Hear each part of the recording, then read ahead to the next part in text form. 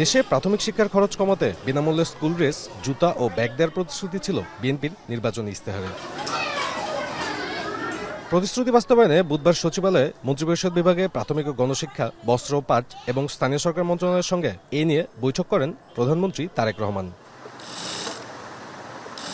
বৈঠক শেষে প্রধানমন্ত্রীর উপদেষ্টা মাহাদি আমিন জানান, চলতি বছরের জুলাই থেকে পাটের তৈরি ব্যাগ ও স্কুল ড্রেস শিক্ষার্থীদের পৌঁছে দেবে সরকার। জুলাই শুরু থেকে প্রাথমিকভাবে 2টি করে উপজেলা প্রতি মাসে প্রাথমিক বিদ্যালয় এবং প্রতিটি প্রাথমিক বিদ্যালয়ের ক্লাস 1 থেকে শুরু হবে। আমরা সকল ছাত্রছাত্রীর কাছে পাটের তৈরি ব্যাগ এবং স্কুল ড্রেস পৌঁছে দেব।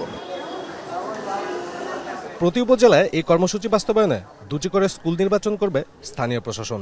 আমরা এই একই ধরনের পোশাক এবং একই ধরনের স্কুল ব্যাগ আমরা তাদের কাছে ফ্রি হস্তান্তর করব এই 3টি মন্ত্রণালয়ের যৌথ সমন্বয়ে এবং এই 3 মন্ত্রণালয়ের ব্যয়ে।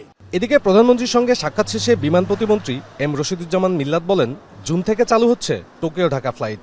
14টি বোয়িং কেনা সহ কিছু উড়োজাহাজ লিজ নিয়ে বিমান খাতকে লাভজনক করার সিদ্ধান্ত আসবে 30 এপ্রিলের মধ্যেই, জানান বিমান প্রতিমন্ত্রী।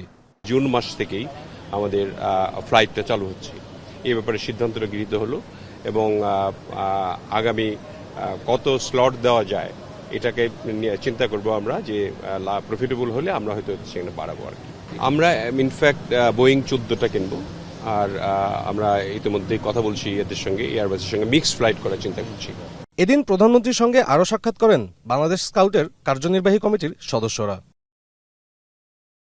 সাব্বির রোজ, এখন, ঢাকা।